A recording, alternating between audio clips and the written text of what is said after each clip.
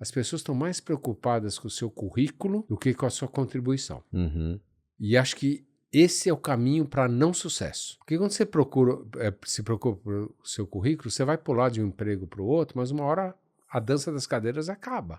Eu valorizo muito executivos líderes que têm ciclos mais longos por causa disso. Hoje as pessoas vão lembrar pelo que você construiu de relacionamento e o que você ajudou elas. Elas Muito não bom. vão lembrar, né, do seu currículo. Né?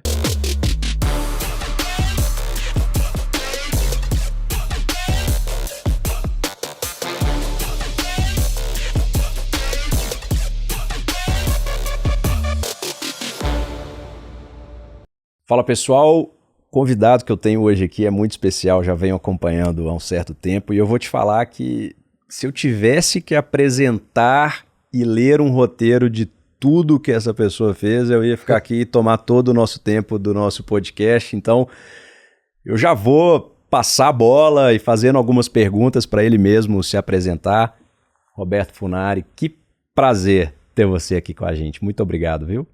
É um prazer enorme, Rafael, estar aqui nessa oportunidade. Vamos bater um papo aqui gostoso. Que bom. Bom, vamos lá. Você foi CEO Havaianas muito tempo, é conselheiro na The Bakery, é conselheiro da maior varejista de calçados do mundo, é investidor, tem a Ray Ventures hoje. Então, tem muita coisa aqui para a gente falar e eu gosto sempre de trazer aqui, Roberto, a trajetória, principalmente de executivos que já atingiram coisas legais, né, relevantes no mercado.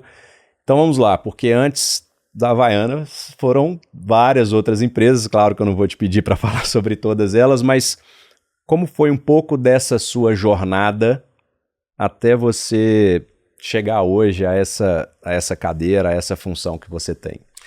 Legal, obrigado pela oportunidade de contar um pouquinho da trajetória, né? São 4 décadas. Meu Deus. É bastante, Fantástico. né? Fantástico. Parece que é ontem, né? Passa Mas rápido. são 4 décadas na indústria de consumo, né? Na área de consumo, varejo. E é incrível porque eu entrei, logo que eu saí da Fundação Getúlio Vargas, me formei em administração, entrei na Unilever, fiquei 8 anos lá como trainee. Uau. Foi uma grande escola de marketing, acho que me ajudou muito nos meus fundamentos. Né? Depois eu fui para Parmalat, lá para mim o grande destaque foi a campanha dos mamíferos. Né? Tive a oportunidade de ter desenvolvido essa campanha junto com o pessoal da DM9. Foi contigo? Incrível. Foi comigo. É. Não, pera aí, fui o cliente gente, assinando lá os mamíferos. Meu Deus, pera aí, isso eu não... A produção, e eu não encontrei isso, meu Deus. Você sabe, Rafa, que é legal que toda vez que eu falo, vira o assunto, vira... Nossa, cara, fantástico. Eu não vou cantar, mas né, o elefante é fã de Parmalat, o porco cor-de-rosa, o macaco também são... Caramba, cara, que legal. Então foi muito legal, vivi assim, uma experiência fascinante, né? Nossa, o trabalho todo, trabalhar com o Nizam, com o Air, com o Ray, com toda a equipe, foi incrível. E de lá eu fui para a indústria de tecnologia, fui experimentar a indústria de tecnologia, fui o primeiro diretor de marketing da Compaq Computadores no Brasil. Uma experiência riquíssima, conheci a indústria de tecnologia de perto, pessoas incríveis com quem eu tenho relacionamento até hoje. E aí me deu uma grande nostalgia para voltar para a indústria de consumo, sabe? Meu Deus. Supermercado, ponto de venda. E voltei como diretor de marketing na época da Rect, que aqui higiene e limpeza, o Veja, né, que é a grande marca, mais uma marca icônica que eu tive para trabalhar. E aí a Rect foi uma grande transformação profissional e pessoal, porque a Rect se fundiu com uma empresa holandesa chamada Benckiser, virou a Rect Benckiser. Eu fiquei 18 anos lá. 18 anos. Meu Deus. Eu achei que foi... por causa do... Mudou o nome depois então, né? Que eu tinha visto que você tinha ficado... Quando era Reckitt, foram 12 anos ou... 12 depois mais 6. Ok, beleza. E aí foi incrível, porque de lá eu fui ser gerente geral de Holanda, depois gerente geral dos países do Subsaara, na África, baseado na África do Sul. Depois eu fui ser o vice-presidente para a Europa Central, baseado na Alemanha. De lá eu fui minha primeira experiência liderando categorias, marcas globais na Inglaterra. Depois eu saí da Rect por 2 anos, fui trabalhar numa empresa chamada Imperial Brands, é uma empresa de tabaco e produtos não tabaco. Daí voltei para a Rect, já no comitê executivo, aí fui tocar Ásia, Pacífico e América Latina, de Singapura. Então moramos em Singapura. Foi logo no início da transformação digital acontecendo na China. Sim. Fiz o segundo Singles Day, estava no depósito lá na China, assinando a embalagem para os consumidores. Nossa. Aí depois fui ser o global de marketing da Rect, 18 marcas globais, 26 centros de pesquisa e desenvolvimento, mais de 1.300 cientistas, toda a parte de estratégia corporativa, uma experiência fascinante. Que fantástico. Aí saí da Rect, fui tirar um sabático, aí comecei a me envolver com startups, adorando o trabalho com startups. E eu tinha uma coisa na minha cabeça de conhecer, né, o mindset, a mentalidade de um fundador de startup excepcional. E aí fui convidado para ser parte de membro do conselho da Alpargatas, que novos controladores estavam assumindo. Entrei no conselho, primeiramente, liderando o comitê de estratégia, desenvolver toda a estratégia para a companhia. E aí me ofereceram para ser o CEO. E aí eu tinha passado minha vida liderando grandes marcas globais, marcas icônicas, mais de 1.000 lançamentos globais, né, de experiência. Eu falei, por que não agora voltar para o Brasil e poder liderar a marca mais amada do Brasil, que é a Havaianas, e a Alpargatas, que é uma empresa incrível, centenária. Fiquei lá 4 anos e meio como CEO. Saí, já faz um ano, estou celebrando agora um ano dessa nova fase. Uau. E aí decidi fazer uma carreira plural, né, e me reinventar. Então hoje eu trabalho em conselhos como da Bata, que é o maior varejista de calçados, da The Bakery, que é uma empresa de soluções de inovação, Corporate Venture Building, Corporate Venture Capital. E na minha própria empresa hoje eu trabalho com em torno aí de 5 startups hoje, onde eu sou mentor de CEO, eu faço todo o aconselhamento de negócios em como escalar e crescer negócios, e em algumas delas eu sou investidor ou tenho participação. Entendi. Isso é uma coisa bacana. Estreiei como professor convidado na Getúlio Vargas que legal. no mês passado. E é isso, é um prazer grande estar aqui com você. Muito bom. E conversar um pouquinho sobre essas andanças. Que trajetória, eu ia precisar aqui de uns 6 dias de gravação para a gente poder falar de muita coisa. Assim, uma curiosidade mesmo, porque varejo, supermercado, produto ali, aquela dificuldade de margem, todo esse universo ele é bem estressante, né? E aí você comentou sobre boa parte da sua trajetória estando envolvido com consumo. De onde surgiu esse gosto por essa vida louca, né? Que é um executivo desse tipo de mercado. Alta adrenalina e realmente pega na veia, né? Viciante, é maravilhoso. Eu tenho uma grande paixão por marcas, inovação e liderar pessoas, né? E eu acho que isso vem um pouco do meu histórico na família, né? Meu avô foi diretor de vendas da Companhia GC Industrial, depois que foi comprado pela Unilever, ainda ficou 10 anos lá com vendas. Uau. Na época que fazia vendas e marketing, né? Ele viajava o Brasil promovendo com celebridades do rádio. Então nasci escutando essas histórias. Meu pai foi publicitário, então era um grande publicitário da área de planejamento estratégico, de atendimento, de mídia, e sempre convivendo nesse meio, né, com os amigos, né, da área de criação. Isso sempre foi me estimulando, né, a olhar marcas e inovação como algo incrível. Eu sempre fui muito fascinado, né, comportamento das pessoas, do consumidor. E aí decidi, na verdade, ser cliente, né, não ser agência, né? Foi talvez uma das primeiras decisões. Fui fazer administração e de lá, assim, sou muito grato, né, por todas as oportunidades que a vida me trouxe, porque eu tive chance de estar à gestão de marcas incríveis e empresas incríveis. Fantástico. Essa história da Parmalat, exatamente trabalhando com essa campanha. Poxa, que legal. E depois, quando você já saiu do Brasil para ir para a Reckitt, e aí você já foi morar fora? Isso, eu estava já na Reckitt do Brasil como diretor de marketing. E em 2001 eles me chamaram e falaram, olha, tem uma oportunidade, queremos desenvolver sua carreira e queríamos te oferecer ser gerente geral, né? Presidente da operação na Holanda. Eu 3 filhos, né? E você fica naquela situação, vamos, não vamos. Decidimos arriscar, foi um projeto legal, foi um projeto de família. Isso é muito importante, todo mundo me pergunta, acho que não é só a carreira da gente, né, Rafael? Exatamente. Eu acho que tem a ver muito com valores superiores, nossos propósitos. E foi um projeto de família, né, ter essa experiência internacional. Legal. Eu vou ser sincero com você, eu achei que ia passar um tempo lá e depois voltava para o Brasil. E aí voltamos só depois de 18 anos, né? Lá fora. Uau. E passando por vários continentes, vários países. Poxa, sempre levando 3 filhos. No meio do caminho ainda arranjamos um cachorrinho que acompanhou a gente por um bom tempo, falava 3 línguas. E é muito bacana você ter amigos, né?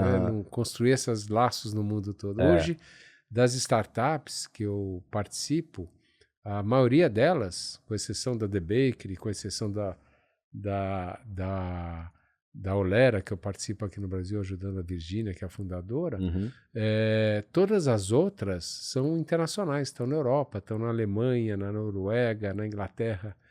Então isso é muito bacana, você cria essa rede de relacionamento global, né? Legal. E você comentou que o pessoal da Reckitt diz para você o seguinte, a gente quer desenvolver a sua carreira. E eu vejo, obviamente, grandes empresas, né, tem uma vantagem ali, tem mais grana, tem mais estrutura, tem robustez para poder desenvolver. O que foi feito, você se recorda assim? Como é que foi um pouco do desenvolvimento da sua carreira do ponto de vista do papel da empresa? Olha, Roberto, você precisa aprender X, Y, Z, você tem que desenvolver A, B e C. Como que foi esse desenvolvimento? Pergunta incrível, Rafael. Acho que é a primeira vez que alguém me faz uma pergunta assim que bom. específica sobre isso, que eu acho que a pergunta é muito boa, né? Eu acho que começa com a cultura da empresa, né? A Reckitt era uma empresa extremamente empreendedora. Ela estimulava o empreendedorismo, ela estimulava você ir buscar seus resultados e a inovação. Eram os valores principais da empresa. Então a gente tinha muita autonomia em todos os aspectos, né? Muda para o país X, você não vai como expatriado, você vai, você recebe uma grana, uma verba sua, que você pode decidir se você vai morar debaixo da ponte ou alugar uma mansão, mas é seu problema. Eles te dão um negócio para você tocar e se você precisar de ajuda, você chama. Então, o grande desenvolvimento que eu tive foi na prática, de praticar essa cultura do empreendedorismo, da inovação. Isso para mim foi incrível do ponto de desenvolvimento pessoal. Comparado com outras empresas que dão muito ênfase ao desenvolvimento intelectual, né? Você ter cursos, métodos, que é bacana, acho que ajuda. A Reckitt ela colocava um peso muito grande na experiência prática, né? De você estar praticando. Ao mesmo tempo, eles davam apoio de maneiras diferentes. O primeiro apoio que eles davam eram mentores. Mentores internos, ou até, se você sentisse necessidade, externos. Por exemplo, quando eu fui para a África do Sul, que era um desafio muito grande de transformação, de turnaround do negócio, eu precisava entender um pouco a cultura local. Eu peguei um mentor local, sul-africano, para me ajudar. Mas, no ambiente de empreendedorismo, as pessoas internas passam a ser grandes mentores também, a liderança. Isso eu aprendi, que eu trago até hoje comigo. Legal. Né? Então esse era o segundo ponto. E o terceiro, que é incrível, era uma cultura de aprendizado dentro da empresa. O que significava na linguagem da Reckitt? A gente era fascinado por modelos de sucesso e por iniciativas que funcionam. Os famosos playbooks e tudo isso. Então, a empresa tinha vários fóruns que você participava, onde eram compartilhados esses modelos de sucesso, onde você discutia esses playbooks, e não tem coisa melhor do que aprender do que com aquilo que funciona, ouvindo da voz da pessoa que implementou, né? Nossa. Não é do teórico. Então, acho que a Reckitt, ela desenvolvia as pessoas com isso e iam te colocando em desafios diferentes. Então, a Holanda era um negócio que crescia, meu desafio era acelerar o crescimento. Na África do Sul, era uma completa reestruturação e turnaround do negócio. Em todos os aspectos, custo, crescimento, cultura que não tinha sido colocada, foi incrível. Reestruturação da fábrica, né? E já quando eu fui para a Europa, liderar a Europa Central, era todo o desafio, o mandato de reativar, né, o crescimento numa área de baixo crescimento, mas muito importante de capturar as oportunidades estratégicas da empresa, né, novas categorias, novos canais. Né? Muito legal, quando eu fui para a Alemanha, né, eu liderava a Alemanha e a RECT tinha muito o double hat, você tinha 2 responsabilidades sempre. Então, eu era o presidente na Alemanha e era o vice-presidente regional da Europa Central. Acumulava os 2. Isso é muito bacana. Né? É legal que te ajuda a focar, priorizar. Né? Mas o que é bacana, o mandato, né? Eu falei, puxa, mas a Alemanha é altamente competitivo. Qual que é o meu mandato? Eu perguntei para o CEO na época. Sabe o que ele me falou? Faça os alemães sambarem. Olha que mandato incrível, né? Obviamente eu olhei para ele e falei, o cara tá louco, né? O que significa isso? Mas você vê como é importante, eu tinha isso como minha estrela guia, né? Puxa, eu tenho que trazer inovação, tenho que flexibilizar, tenho que ajudar essa organização a ser mais ágil, né? Então a RECT, voltando ao ponto, eles foram construindo experiências para mim com desafios muito diferentes que foram me formando como líder. Meu Deus, fantástico. E você reparou a questão de cultura, né? Às vezes a gente tende ou ver muita notícia, ler sobre, a gente passa férias em um lugar e já coloca uma categoria em cima de um país, de um povo todo, vai todo mundo pro mesmo saco. Mas você viveu... O que você pode me dizer que, assim, cara, realmente experimentei culturas que são diferentes mesmo, sinto que o povo da Alemanha é mais assim, ou não. Geralmente fala, cara, isso aqui a gente acha que é assim, mas quando você vai ver, dá de tudo. Você sentiu alguma diferença específica por país? Sim, total. As culturas são muito diferentes. Né? O que não muda, Rafa, é os seus valores. É você, naquilo que você tem convicção, suas crenças, como você se adapta os seus valores àquela cultura. Isso é o que não muda. Então, o que eu aprendi muito nessa minha trajetória, com muita humildade, era aceitar a cultura local, mas não abrir mão dos meus valores. Sim, né? Então, esse exercício, para mim, foi muito importante. E nos momentos mais desafiadores e mais dificuldade, é onde os seus valores, os seus princípios, eles comandam as melhores decisões que você faz. Mas eu vou começar, assim, tive a oportunidade magnífica de trabalhar na Ásia, que eu sou um apaixonado.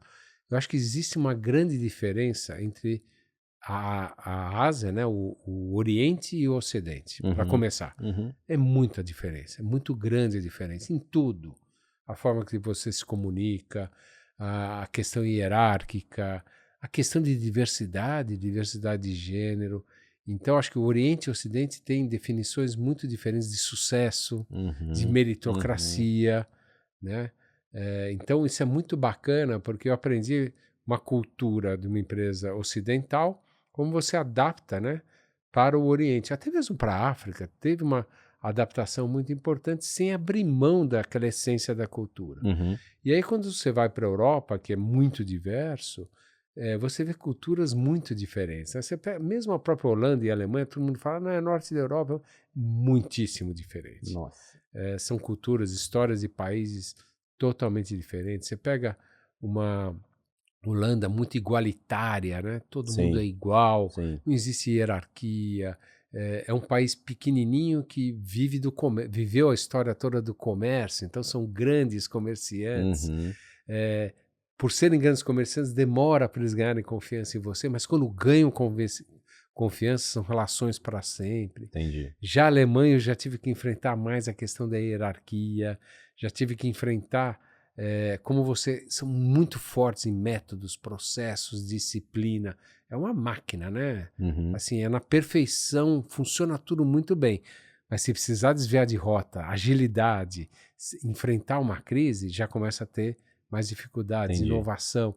Então, você vê isso e vê essas diferenças. Já a Inglaterra é muito internacional, você vê situações na Inglaterra que você entende de uma maneira muito mais conceitual, abstrata. É muito importante você partir do conceitual do abstrato para tangibilizar. E assim vai. Estados Unidos a mesma coisa, tem muito processo, né, muita clareza de direção que precisa ser dada.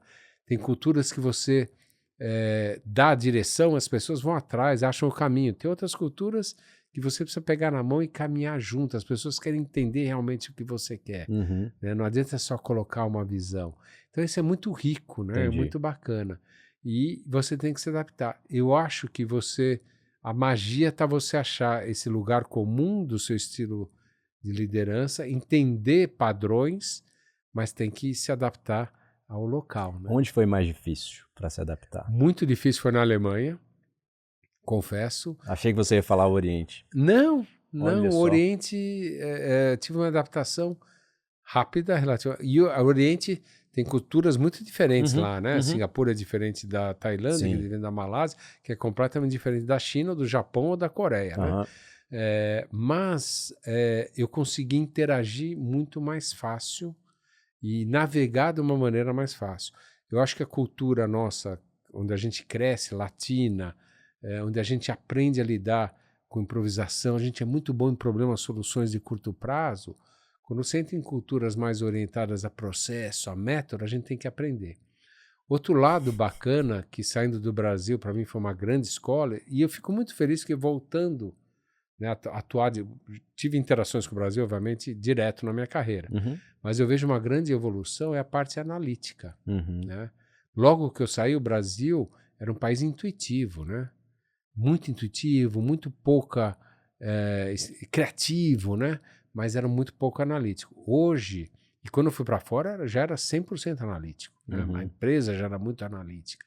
E hoje eu vejo o Brasil evoluindo muito nessa área de pensamento analítico e tudo isso. Então, essas diferenças de cultura é muito importante. Outra diferença muito grande que eu vejo hoje em conselhos, por exemplo, o conselho lá fora, as interações são muito diretas. As conversas são muito abertas, transparentes, com muito respeito, mas são diretas. Aqui no Brasil, não. Né? Você tem que ter muito cuidado, muito tato. Né? As pessoas são muito cordiais e, às vezes, você evita discussões importantes, relevantes, são duras, né? Em prol dessa sensação social que a gente tem aqui. Então, você tem que se adaptar. Acho que não tem um certo ou um errado, mas o importante é você saber que cultura você está lidando e tentar encaminhar da melhor forma. Entendi. Muito legal. Uma vez, quando a gente estava num processo de expansão, o Neil Patel, meu sócio, eles me colocaram num processo de expansão e eu acabei liderando uma pessoa de fora. E foi muito engraçado essa vez, porque assim, eu vou falar em português, então ele não vai saber que eu contei mesmo, tá tudo certo. Ele me colocou para ser líder de uma pessoa em uma função e acabou que essa pessoa não estava desempenhando de acordo com as expectativas e com o futuro da empresa. E aí a gente foi fazer uma reunião de conversa e eles me falaram, olha, né, o ideal é que você faça isso, isso, isso. Cara, eu fui para a conversa com tanto rodeio. Eu fui lá, fui aqui, acabou a reunião. E aí uma pessoa me chamou e falou assim, você fez tudo errado. Você estragou a reunião inteira e agora a gente vai ter que fazer outra porque você não cumpriu absolutamente nada do que era para você ter feito. Eu falei, meu Deus, esse é um feedback mesmo, né? De verdade, né? E, cara, lidando com o Neil também, assim, a gente acabou criando um laço muito forte, uma amizade e tal. É muito engraçado, porque a gente tem discussões, assim, impressionantes, que eu, como um brasileiro emotivo, eu quero reagir de uma forma que não é a ideal. Aquela conversa acaba, eu lembro direitinho, uma vez eu estava na casa dele e ele me dando um feedback em cima de um negócio, e eu ali num mecanismo de defesa, a conversa foi ficando difícil e tal, barará. Eu falei, cara, eu preciso escutar o que esse cara tem para falar, ele tem muito mais experiência. Espera aí, então fala, agora não vou me defender de absolutamente mais nada, e se ele tem uma percepção errada que eu discordo, então vou assumir a minha responsabilidade, é um erro meu ali de não saber transmitir aquilo que eu gostaria, tudo bem. Cara, a gente acabou a conversa, aí ele falou assim, onde que a gente vai jantar? Com uma cara feliz assim, o que você gosta de comer? Tava em Los Angeles, onde ele mora, e eu só pensei, né? querendo apertar o pescoço do cara. Como é que você me chama pra jantar, cara? Eu só pensei. E eu falei, não, vamos. Mas tendo aquele sentimento que não foi legal. E eu comecei a reparar isso. Falei, cara, a gente tem que aprender, né? A gente tem que aprender a ser mais direto, a esse respeito, né? A não deixar a emoção ali tomar conta, mas falar o que tem que ser falado, né? Isso eu confesso que eu tenho que aprender bastante. Roberto, seguinte, você hoje, né, obviamente, toda empresa vai te desejar como conselheiro e etc., por toda a sua experiência, mas no começo, obviamente, você não tinha muita experiência. E você foi conquistando coisas pelo seu esforço, aprendizado e etc. O que você considera como crucial para que você tenha subido esses degraus aí na sua carreira? O que você acredita que, poxa, por que não foi a pessoa A e foi o Roberto que conseguiu chegar ali? A que você atribui essa sua evolução profissional? Muito legal, né? Primeiro, obrigado por dividir essa história aí. Estava escutando você e vi várias situações que eu vivi similar, né? Controlar essas emoções, né? Aprender a lidar com esses gatilhos, que a gente é emotivo. E às vezes a emoção... Rafa, desculpa voltar aquele ponto rapidinho, bora. Mas uma coisa que eu aprendi muito... Por outro lado, a gente é brasileiro, a gente é emotivo, né? E a emoção em algumas culturas, elas são ou um sinal de fraqueza ou é um sinal de agressividade, né? E a emoção, no nosso caso, muitas das vezes é um sinal de paixão, né? De um envolvimento profundo. Então, o que eu aprendi é que, ao expressar uma emoção, eu antecipo a pessoa para ela entender. Entendeu? Eu explico que eu vou ter uma reação emocional. E aí, sabe o que é interessante? A pessoa adora. Porque daí, entendi, você prepara a pessoa a sua reação emocional. Você explica isso para a pessoa? Fala, olha, eu vou te responder agora aqui, não interprete como defensivo. Isso é uma paixão, um comprometimento que eu tenho esse assunto. Eu acredito muito nisso. Né? E aí falo, mas fica à vontade também de refutar.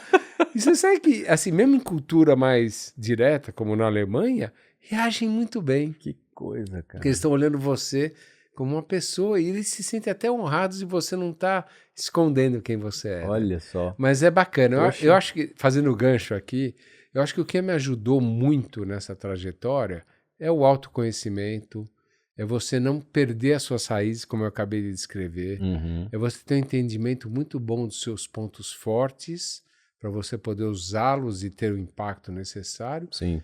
E naquilo que você não é muito bom, ou você não conhece, tem duas opções que eu sempre usei, duas estratégias que sempre... Primeiro, usar uma rede de relacionamento muito forte, que me ajuda, que eu posso acionar, pedir ajuda.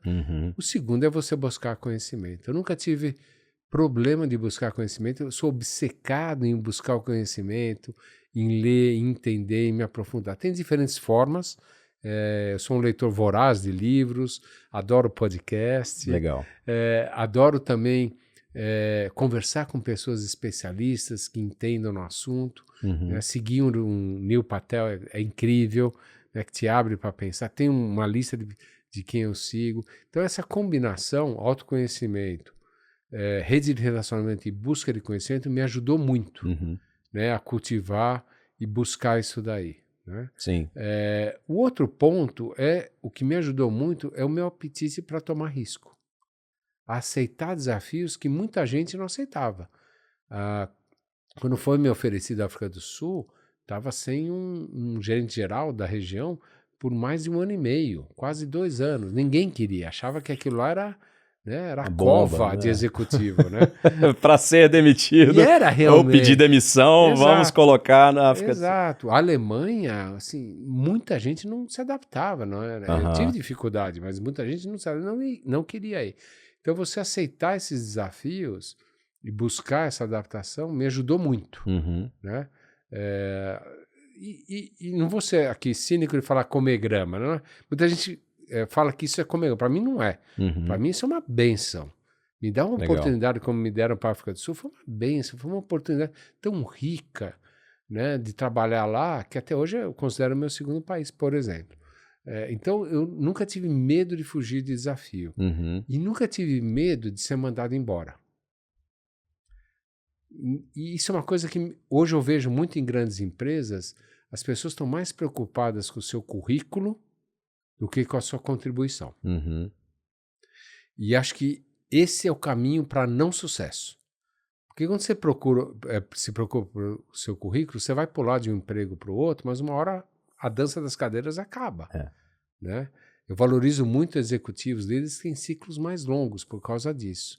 Então, eu nunca me preocupei de trabalhar para o meu currículo. Meus 18 anos dentro da RET foram 18 anos que eu tenho muito orgulho daquilo que eu consegui realizar e das pessoas, dos relacionamentos que eu consegui construir. Acho que o segredo está aqui. Não trabalha para o seu currículo. Né? Hoje, as pessoas vão lembrar pelo que você construiu de relacionamento e o que você ajudou elas. Elas muito não vão lembrar, né, do seu currículo. Né? Então, isso são princípios que eu uso que para mim são muito importantes. Legal. Vamos falar mais disso, porque assim, eu converso com várias pessoas mais da área do marketing e hoje até estava fazendo uma gravação e eu falei com uma pessoa assim, cara, eu quero descobrir uma ferramenta que eu consiga extrair alguns dados do LinkedIn, porque eu vou pesquisar 100 maiores empresas do Brasil e umas delas tem vários CMOs, né, dentro de uma única empresa, e aí eu quero fazer um estudo de quanto tempo essas CMOs e esses CMOs duram nas empresas. Então eu não tenho estatística para falar, mas... Eu te falo. Opa! Você já... Eu falaria uns 2 anos aqui pela minha... 2 anos? É isso aí. Brasil 2 anos, lá fora é quase 3, também não é muito diferente. Pega uma média aí, 2 anos e meio. Olha isso. Então, aí vamos lá. Eu até já tive algumas conversas com o meu RH, que eles puxam minha orelha de vez em quando.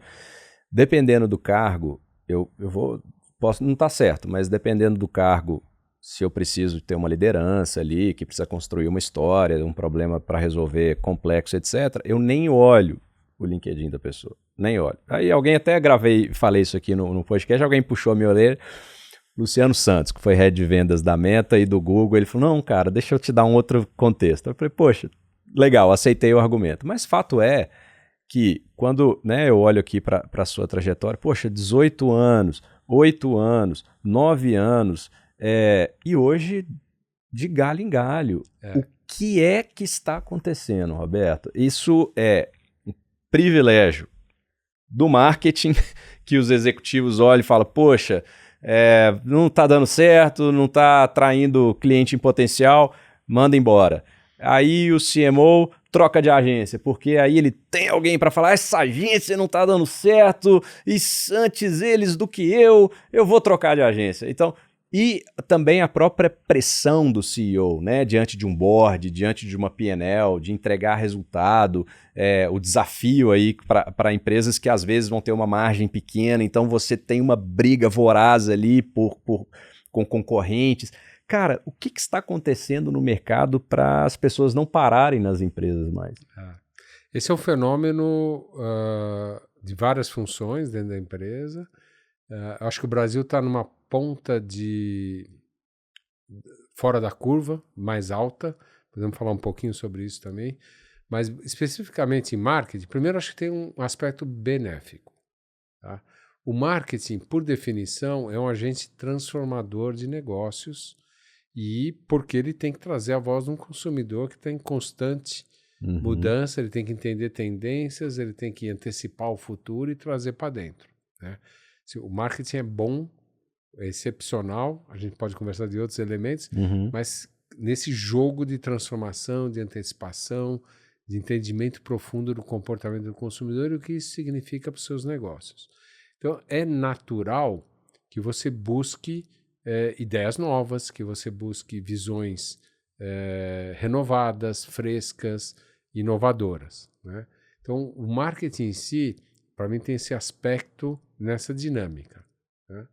Por outro lado, eu acho que estratégias de marca de sucesso, elas demoram anos para elas ganhar maturidade, precisa de muita consistência, precisa entender a essência de marca.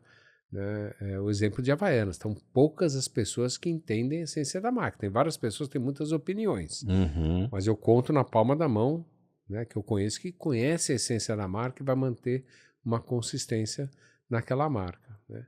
Então, eu acho que a dinâmica de marketing ela é influenciada por essa característica transformadora e ela é influenciada pelas empresas terem um maior nível de impaciência com o marketing. Porque com as vendas você consegue medir, você consegue entender a evolução. E o marketing, né, as medições já são complexas de explicar para quem não é de marketing. Vai explicar uma medição de brand equity, vai Share explicar of voice, métricas de performance marketing, de search, que é a sua área, né, de entendimento. Vai explicar isso daí para quem não é especialista. Então é muito mais... Qual que é o ROI do investimento em marketing, né? Coloca um CFO na frente dessas métricas, você vai ver a pressão que um diretor de marketing sofre. Exato. E eu acho que isso não ajuda. Dá essa falsa sensação para conselhos, para presidentes de empresa, de que mudar o marketing é a solução. Eu acho que, na maioria das vezes, essa decisão está errada. Mas, em algumas vezes, talvez seja um momento importante de renovação, de transformação, de trazer outras especialidades de marketing, por exemplo, digital, acho que foi um grande fenômeno de mudança de marketing. Né? Ou seja, o marketing se torna obsoleto, o profissional de marketing, muito rápido. Talvez seja a área de empresa que o nível de obsolescência seja o mais acelerado. Por quê? Os consumidores mudam, gerações de consumidores. Eu lembro quando mudou para a geração millennials, né? A gente acordou um dia na Rect e falou, puxa, por que os volumes não crescem mais? E fomos perceber que 20% do consumo da empresa já era na geração millennials. Olha só. E a geração millennials tinha hábitos, comportamentos, preferências, expectativas muito diferentes. A gente tinha perdido ali 3 anos nessa transição. Você fica obsoleto como marketing. Sim. A mesma coisa com as novas ferramentas de tecnologia, todo o marketing digital, o MarTech, isso trouxe um impacto. Então, acho que o índice de obsolescência é alto e o que gera as empresas a fazer isso. Acho que essa é a combinação. Entendi. E acho que tem uma falta de entendimento da área de marketing. De verdade, né? Em muitas empresas, o marketing virava o CEO da empresa, o presidente da empresa. Era a trajetória, né? Foi assim que eu me tornei. Eu saí de marketing para uma área de liderança de negócios, né? Hoje em dia, menos isso acontece. Por quê? Você vai ver muito mais CEOs sendo CFOs, sendo operacionais. Isso acontece muito também, mais no Brasil do que eu vejo lá fora. Porque aqui o imperativo, o top line, né, o crescimento é mais difícil de controlar, dadas as volatilidades que a gente vive aqui no Brasil, a complexidade. E aqui o que ganha é o jogo da eficiência, que é o que está garantido. Então, as funções que vão entrar aqui, como principais das empresas brasileiras, vão estar muito orientadas a isso. Tá? Mas peca porque você acaba não crescendo, e crescimento é o grande veículo de criação de valor. Lá fora, acho que tem algumas dinâmicas similares, mas existe um comprometimento, um entendimento que estratégia de crescimento é estratégia de longo prazo. Então, a orientação de longo prazo é muito maior. Aqui a nossa orientação é de curtíssimo prazo. O último elemento, só para colocar aqui, eu acho que houve um fenômeno, pelo menos na área que eu conheço, que é a área de consumo, varejo e principalmente de empresas globais, que o Brasil virou satélite. E hoje muitas empresas globais olham o Brasil com menor prioridade do que era antes, ou talvez baixa. E aí as mudanças executivas são feitas rápidas. Então eu vejo também do lado do profissional, se eu não tenho segurança, se eu vou estar sempre ali, eu vou construir o meu currículo, eu vou saltar de empresa em empresa. Eu acho que o Brasil, infelizmente, nos últimos 10 anos, sofreu desse mal. Você vê algumas marcas, a Nike saiu do Brasil, né? Você vê algumas marcas, então o Brasil perdeu um pouco esse contexto de ser um país que traz lideranças, né, para empresas globais de consumo, né? Ele perdeu isso. Hoje graças a Deus tem mais brasileiros em liderança do que quando eu estava lá, muito Sim. mais hoje em dia. Sim. Mas você vai ver o histórico, não são brasileiros que desenvolveram a carreira aqui no Brasil, eles já desenvolveram lá fora. Entendi. Meu Deus. É uma aula. Você tinha que fazer psicologia também, porque eu já me senti quase deitando aqui na mesa do divã. Você foi contando a minha vida profissional. Eu falei, meu Deus, eu vivo isso, como eu tenho que mudar você isso. Você está do outro lado, né? Você está exposto a essa volatilidade. Exatamente, cara, e é um negócio assim, incrível. É um negócio incrível. Então, vamos lá, eu quero pegar um gancho do que você disse do Brasil, de eficiência, versus aí essa dificuldade de crescimento por conta das volatilidades, e inovação e futuro. São coisas que, vamos lá, inovação, futuro, análise de tendência, me antecipar a demanda do mercado, mas hoje eu tenho que espremer o meu COGS porque o meu custo de prestação de serviço, ele já não está sendo aprovado ali pelo CFO, digamos, ou pelo board, no caso, o que quer que seja. Como é que eu olho para o futuro? Como é que eu trabalho inovação na minha organização se eu preciso entregar uma P&L da noite para o dia e que se eu mexer o ponteiro e assumir um risco de futuro e mudar alguma coisa na empresa, eu posso mexer o ponteiro da P&L e ser mandado embora por isso? Você acabou de colocar a realidade de muitos presidentes de empresa é essa mesmo. Uhum. Eu acho que o pêndulo, esses movimentos de pêndulo, é a pior estratégia que uma empresa deve adotar. Né? Acho que a estratégia principal é você escolher o caminho e perseverar naquele caminho, porque tem um racional de vantagem competitiva que você está construindo por trás. Uhum. Né? Mas o que eu vejo hoje muito é esse pêndulo. Né? Óbvio, quando vem uma pandemia, ela exige que você se adapte e ajuste. É um impacto muito grande. Como a volatilidade e incertezas aumentaram, né? Você está constantemente mexendo nesse pêndulo. Né?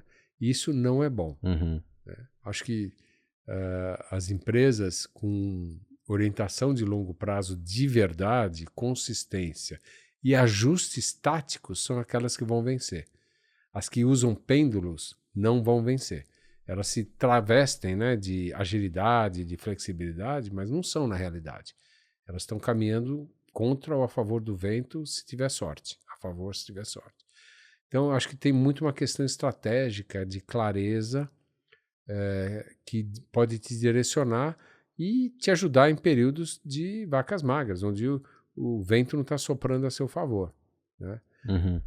O que eu tenho visto muito são as empresas que estão se aprofundando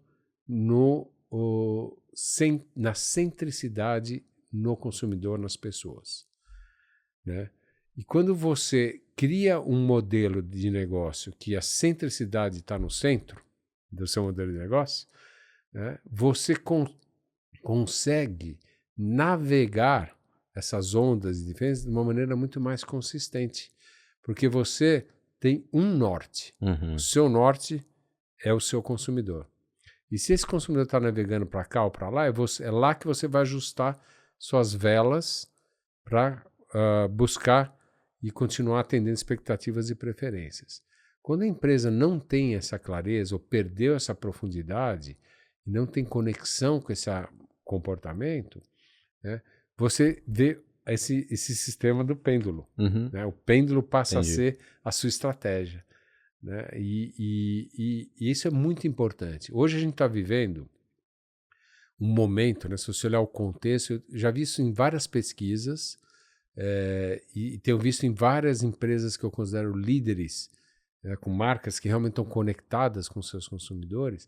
Você vê um consumidor que tem duas palavras muito fortes hoje: estresse e ansiedade. Nós estamos com um mercado, um consumidor extremamente estressado e ansioso. Né? E você se aprofundar e você desenhar a sua experiência de marca, desenhar como você vai falar com o consumidor, sabendo o contexto que o seu consumidor está vivendo, faz uma diferença enorme. né?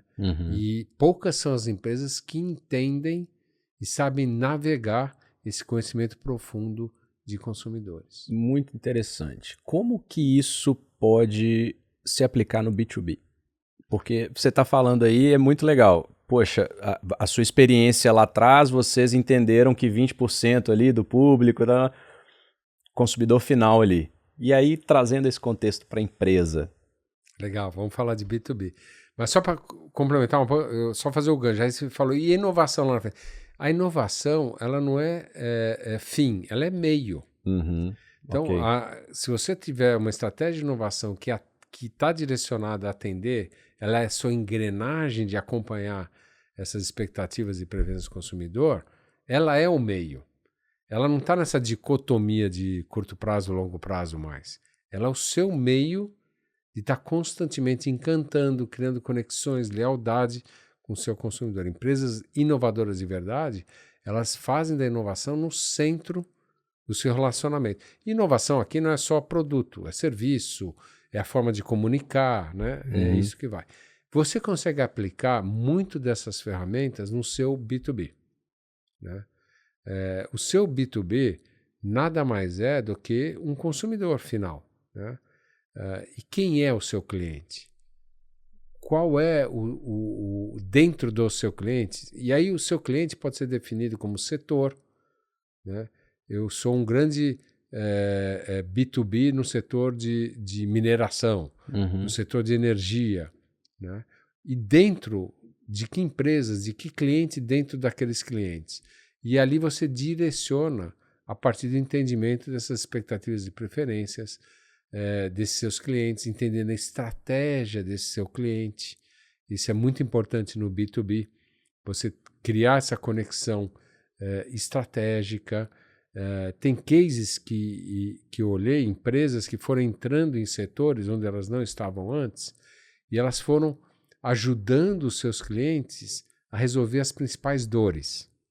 B2B. Me refiro somente a B2B. Tem um case incrível da Apple que conseguiu colocar iPhones em grande companhia aérea americana no uso no check-in. Olha que incrível. Até um dia que num aeroporto aí do mundo, acho que foi na Bélgica, os sistemas caíram. Essa foi a única empresa a fazer o check-in porque eles faziam estava usando o celular. Então, você foi resolvendo dores, antecipando situações. Isso é entendimento do negócio do cliente, trazendo as soluções. Então, acho que a essência não muda no B2B, né? O que muda, eu acho que são as interfaces, né? Os relacionamentos. Até no seu negócio se aplica da mesma forma, né? Estar sintonizado com as dores do cliente, com os problemas do cliente, é a chave no B2B. E, bom, você já respondeu a minha próxima pergunta, porque, assim, grandes empresas têm grana para fazer pesquisa, grandes investimentos ali, entender comportamento e etc. No caso das menores e focadas em B2B, eu ia te perguntar como fazer, né, para entender o comportamento do seu cliente ali. Então, primeiro esse tete-a-tete ali, já sentar e ouvir, escutar o cliente, né? Cara, me fala, né? Me conta mais, qual que é a sua dor, porque... E aí você vai chegando em... Tem alguma outra forma que você enxerga para uma empresa que não tem tanta grana para investir em pesquisa, em análise de mercado? Como que ele pode entender se o que ele oferece como serviço ou produto é condizente com o que o cliente dele quer comprar? AI, inteligência artificial, está revolucionando. Eu acho que a resposta, se fosse 2, 3 anos atrás, seria Data Analytics. Você hoje consegue, mesmo sendo pequeno e com baixa verba ou não verba, né, carregar muita inteligência e agregar essa inteligência. E o AI está fazendo uma grande transformação em trazer essa inteligência para dentro de casa. Eu tenho visto algumas das startups que eu trabalho lá fora, tem uma delas que trabalha com clientes, então ela é B2B, né? E é interessantíssimo algumas ferramentas de AI que a gente usa para entender e trazer dores que o cliente talvez ainda nem saiba, a gente consegue trazer para esses clientes. Legal. Né? Então, eu acho que o AI, a inteligência artificial, é difícil escapar desse tema, né? Muito. Em qualquer conversa, mas é o que vai trazer muita oportunidade para as empresas de serviços B2B. Acho que vai transformar essa relação e vai trazer algo muito poderoso que, pela primeira vez, eu estou enxergando uma ferramenta tecnológica que pode amplificar toda a qualidade do serviço dessas empresas B2B. O que eu quero dizer com isso? Na maioria das vezes, as empresas de serviço, por mais sofisticada que você possa chamar uma, mas é muito no trabalho de prestação, de terceirização, vou chamar assim, no bom sentido. Muito mais olhando o prestador de serviço como transacional. É raro, e muitas das coisas que você faz para as empresas são muito arregaçar a manga e fazer as coisas acontecerem. Sim. AI vai ajudar nisso também, tá? Sem dúvida nenhuma, produtividade. Mas a grande benefício, acho que vai trazer, são mentes brilhantes em empresas como a sua, que podem gerar um valor utilizando AI que os clientes vão se sentir encantados. Né? Porque os clientes eles não vão ter tempo de atacar com AI tudo. Né? Eles vão precisar ter parceiros realmente estratégicos de verdade. Então, acho que isso vai trazer uma oportunidade para serviços B2B incríveis. Legal. Você falou de AI, a tecnologia, assim, no geral, como que você pode trazer alguns exemplos práticos que você tem visto que as empresas vêm adotando, seja para acelerar um crescimento ou, dado o contexto Brasil, que o crescimento ele é mais incerto, estou trabalhando com eficiência da forma XYZ. Como que você tem visto a utilização de tecnologia, de AI, pode ser, na prática mesmo, assim, nas empresas que você vem trabalhando? A grande onda que eu tenho observado é de produtividade. O uso de AI para melhorar a produtividade. Esses são eu acho que vai acontecer nos próximos anos esse movimento muito forte e vai ser feito em áreas específicas das empresas e a partir de 2 ou 3 anos você vai começar, puxa, agora como é que eu costuro tudo isso, né? Então acho que ganhos de produtividade, os casos de sucesso já são claros, use cases que funcionam, e a gente já tem vários outros cuidados que você pode e deve tomar. Então, acho que produtividade é a grande primeira onda. Né? O que eu tenho visto acontecer também, principalmente nas empresas que eu estou envolvido, é o uso de AI para geração de insights, de inovação, para antecipar expectativas e preferências, para olhar,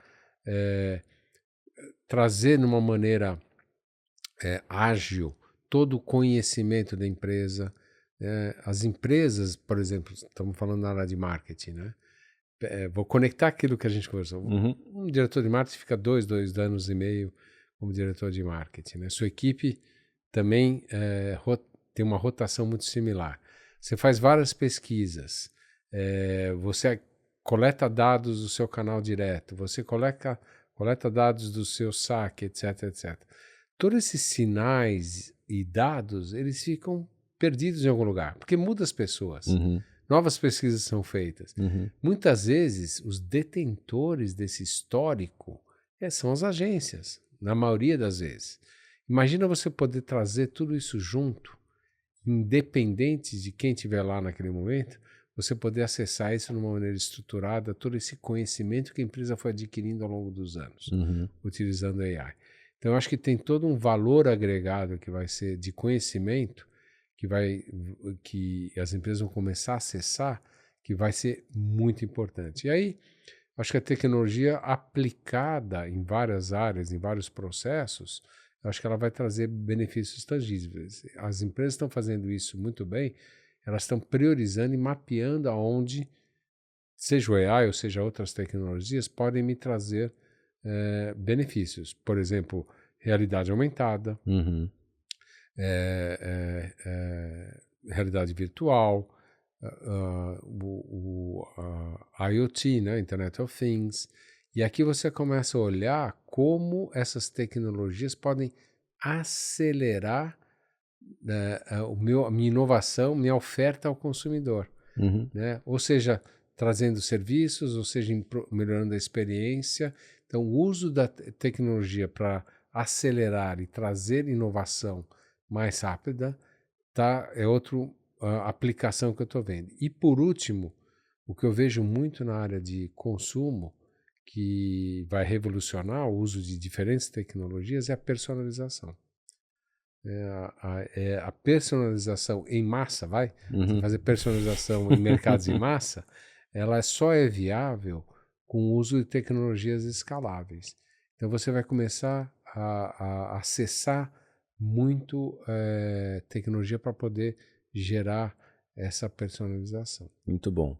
Você falou muito aqui de inovação, você comentou que sempre respirou isso desde o começo, e eu vejo que conceitualmente algumas pessoas tendem a levar e utilizar essa palavra para grandes transformações de longo prazo, caríssimas, de altíssimo risco. O que é inovação, Roberto? Não, inovação nada mais de você melhorar produtos, serviços, trazendo benefícios adicionais que os consumidores esperam, ou seja, eles têm um problema, você traz a solução, ou que eles nem imaginavam que eles gostariam de ter. Você passa a trazer isso daí. Isso é inovação. E às vezes a inovação ela acontece Eu gosto de empresas inovadoras que utilizam a interface do consumidor como seu maior processo de inovação. Fala mais. Né? Vou falar mais disso daí. Porque o que acontece? Às vezes a inovação está num atendimento, né? No conhecimento daquele consumidor, você inova mudando a forma que você aborda esse consumidor.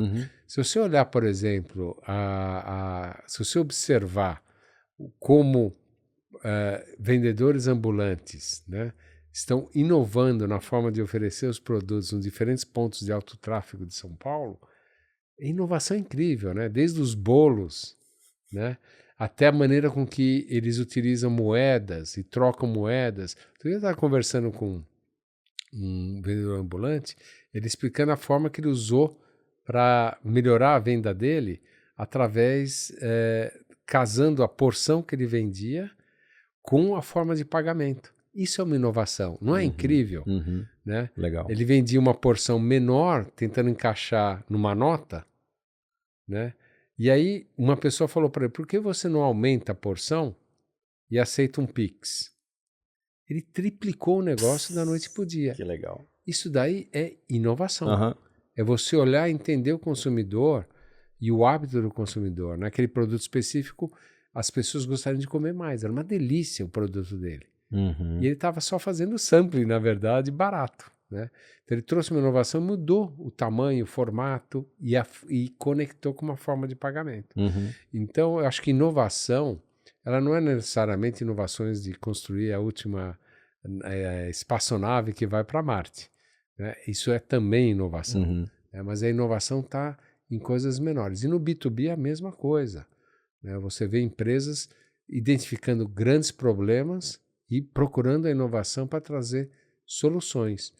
Né? E isso é um ponto muito... Qual é o problema que eu quero resolver? Né?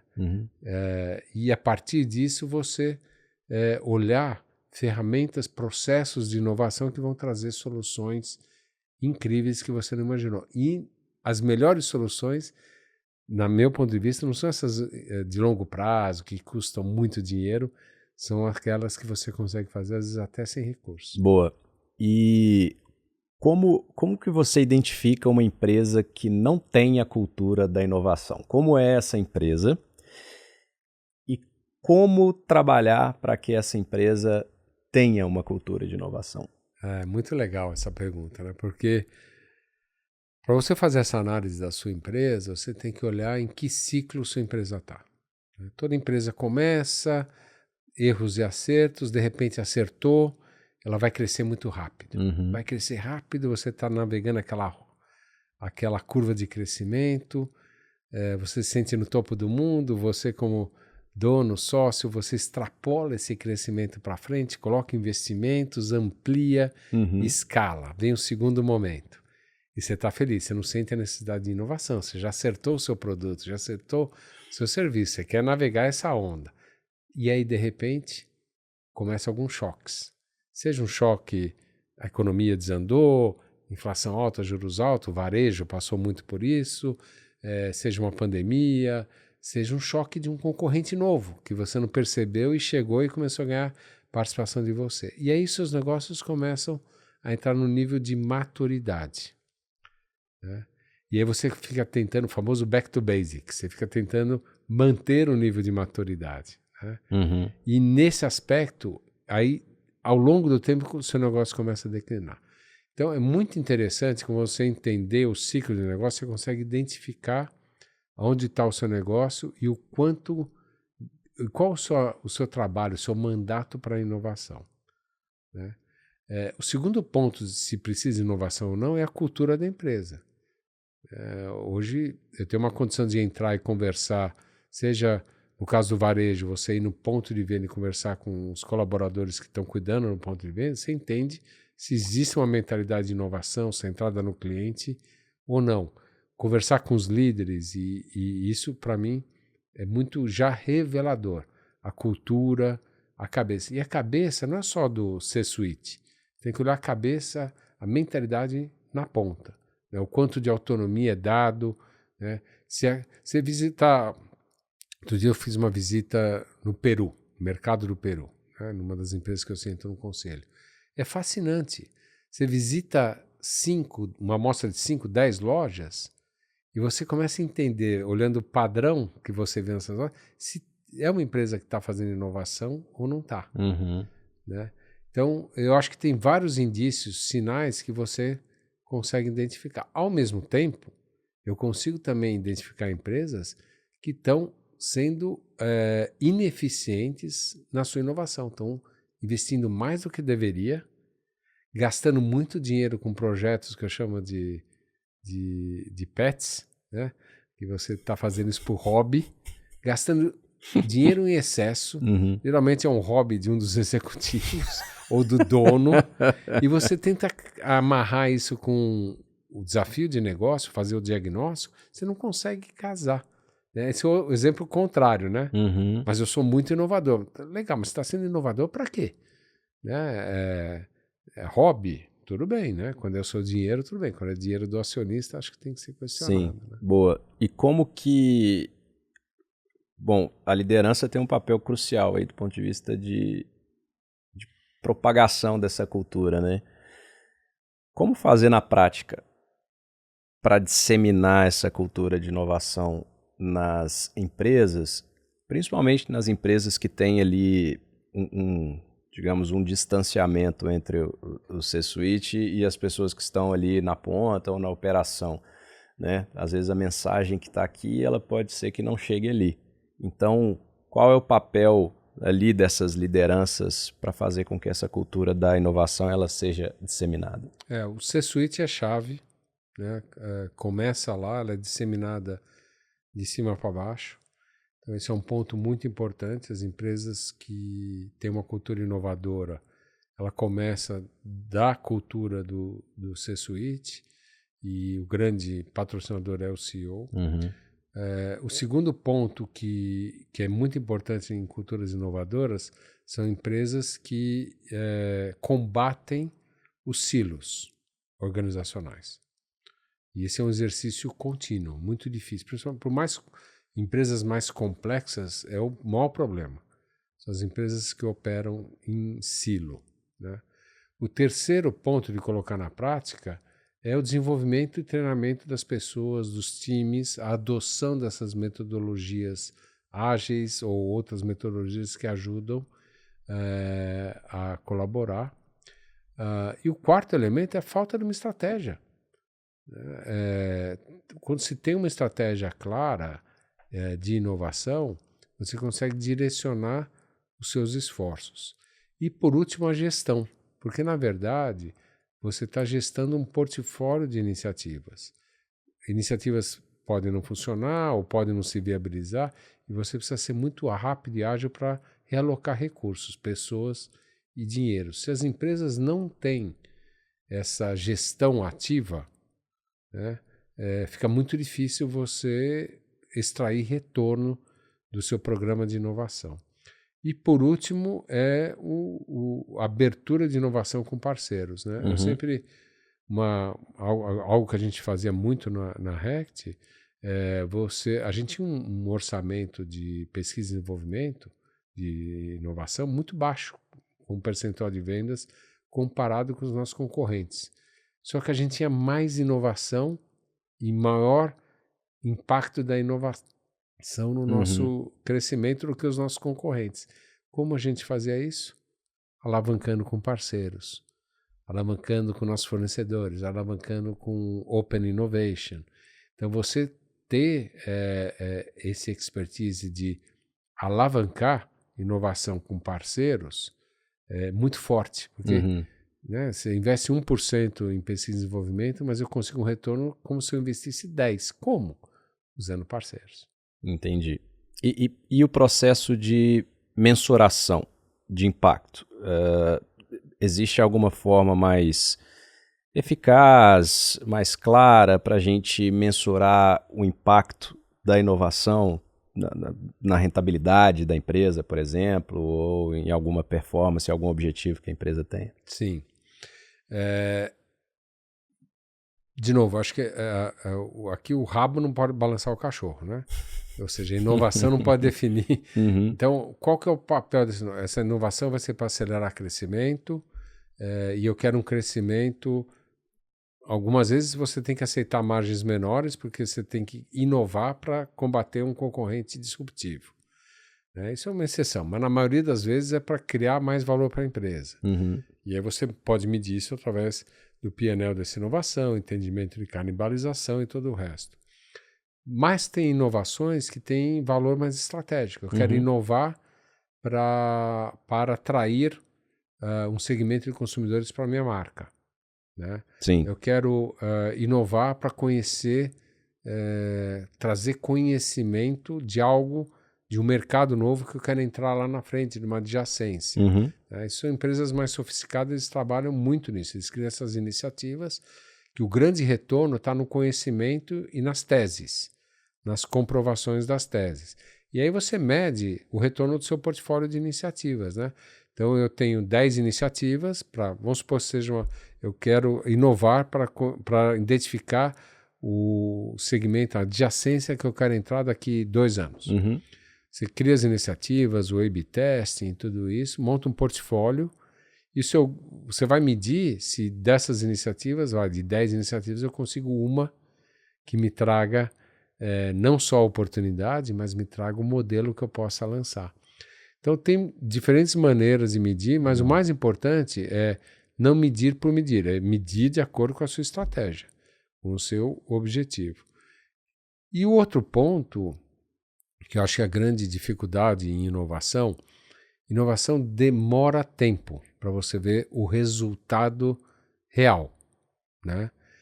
Muitas das empresas que eu conheço que não são inovadoras, elas não têm paciência. A RECT era uma empresa com uma engrenagem de inovação incrível. Eu gerenciava um portfólio de 300 projetos lá. Mas tinha uma característica muito interessante. 85% do sucesso, a gente estudou, imagina, 300 projetos em 10 anos, você tem um banco de dados, você entende o que funciona. 85% acontecia pós-lançamento.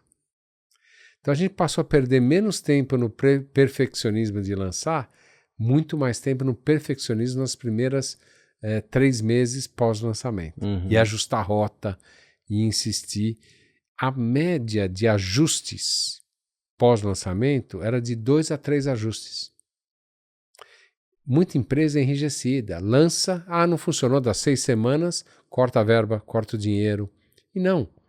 É nesse período que você tem que começar a testar. Confirmar suas hipóteses, suas premissas e ajustar para depois dar a grande escalada naquela iniciativa. Entendi. E qual é... juntando agora, a gente falou de funções executivas, a gente falou de inovação, empresas. Quem é esse profissional? Já não posso mais falar de futuro, né? Profissional do presente hoje, nesse contexto Brasil, nesse contexto de inovação, de inteligência artificial. Qual é o tipo de profissional que, na sua visão, vai se destacar mais hoje em dia? Profissional de marketing ou em geral? Em geral. Profissional em geral. Eu sou um grande embaixador de uma tese que os principais líderes, seja de qualquer função, são os líderes empáticos com humanistas. Uhum. Eu venho da indústria de consumo, né? Então estou falando isso muito em relação a isso.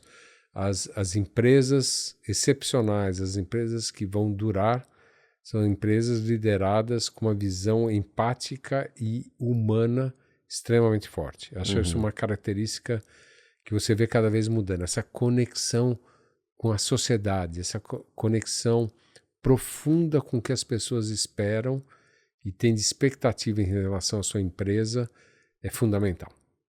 Se você perder essa conexão, você realmente não vai ter sucesso na sociedade atual, na maneira hoje como as pessoas se relacionam através de mídias sociais, na maneira como reputação é muito... Por quê?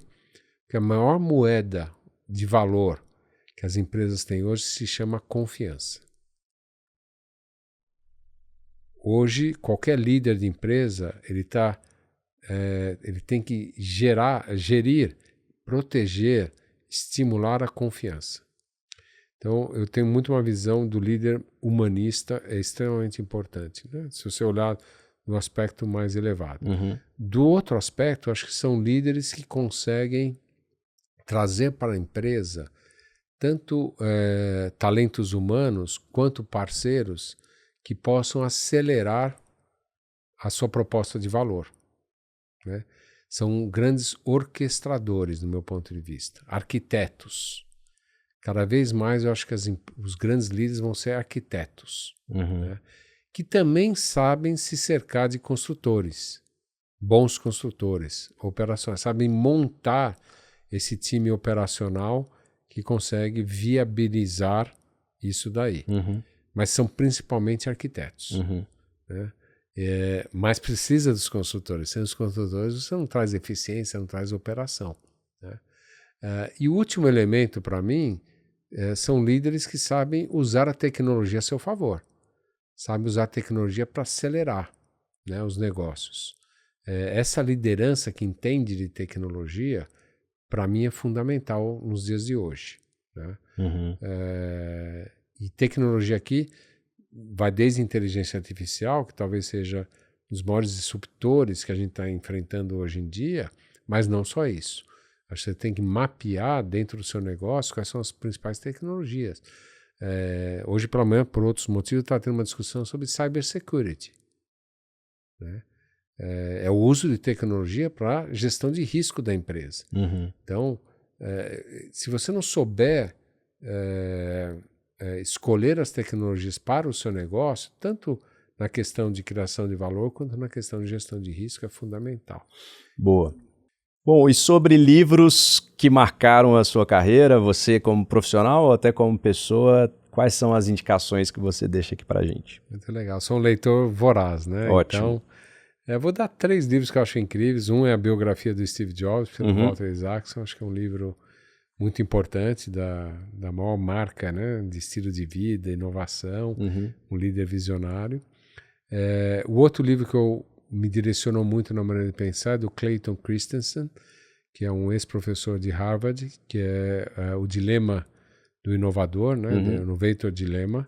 É uma bíblia para quem quer entender de inovação, de disruptura.